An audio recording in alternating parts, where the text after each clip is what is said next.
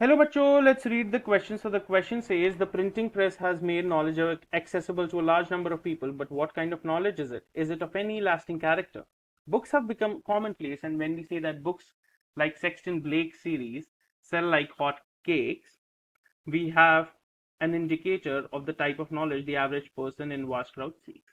Let me tell you about an incident that occurred a few years ago in America.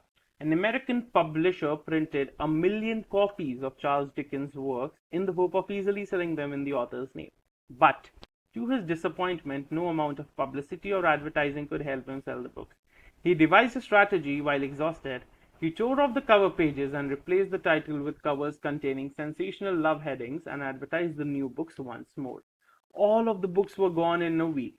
We are not concerned with the morality of the bookseller's actions here. It is worth noting that only books of sensational nature are actively sought after by ordinary people, with the strong aversion to serious study.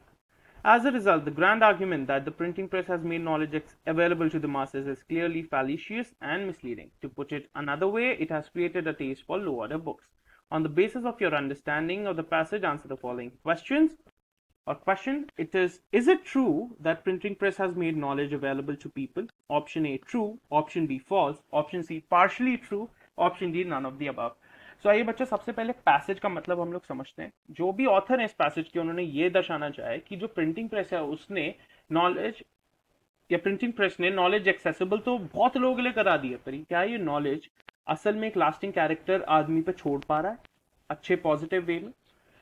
तो यहाँ पे एक example से लेके बात की गई है सेक्सन ब्लेक सीरीज की, जो बहुत तेजी से बिक जाती थी. It use to sell like hot cakes. और ये एक इंडिकेटर है कि एक एवरेज आदमी कैसी नॉलेज अपने दिमाग में लेना चाह रहा है. यहाँ पे एक पब्लिशर का एग्जाम्पल देते हुए, एक अमेरिकन पब्लिशर का एग्जाम्पल देते हुए ये समझाया गया है कि एक अमेरिकन पब्लिशर ने 10 लाख कॉपीज चार्ल्स डिकेंस के कामों की छाप दी थी. चार्ल्स डिकेंस एक बहुत फेमस नॉवलिस्ट रहे हैं अपने टाइम के.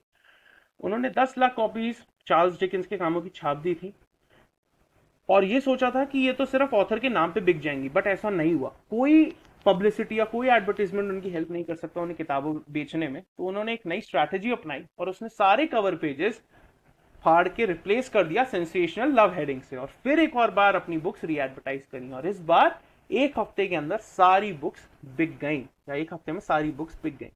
तो जो पैसेज के ऑथर हैं वो ये कहते हैं कि हम यहाँ पे इससे कंसर्न नहीं है कि बुक सेलर ने ऐसा क्यों किया या उसकी मोरालिटी को हम क्वेश्चन नहीं कर रहे हैं, बट हम लोग ये ज्यादा जरूरी जानना चाहते हैं कि लोगों को सेंसेशनल नेचर की किताबें ज्यादा पसंद आनी शुरू हो गई हैं रादर देन सीरियस स्टडी जो उनकी असल में नॉलेज बढ़ाएगा.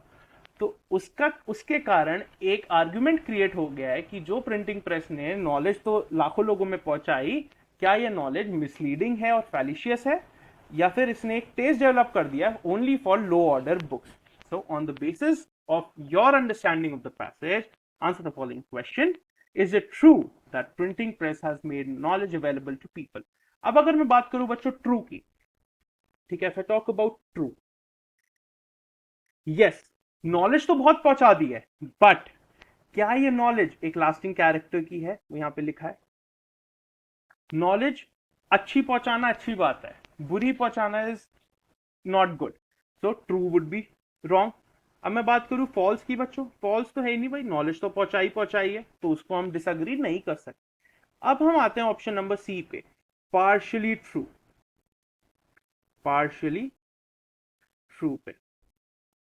अब बच्चों, यस, प्रिंटिंग प्रेस ने नॉलेज तो अवेलेबल कराई है ना लोगों को, राइट? नॉलेज तो अवेलेबल कराई, और जो भी सारी नॉलेजेबल किताबें हैं वो भी प्रिंटिंग प्रेस से बनेंगी, और जो भी सेंसेशनल काइंड है वो भी प्रिंटिंग प्रेस से बचेगी. तो मैं इस बात से पार्शियली ट्रू कहूंगा स्टेटमेंट को कि प्रिंटिंग प्रेस ने नॉलेज अवेलेबल कराई है लोगों को. So the correct option would be option number C, partially true.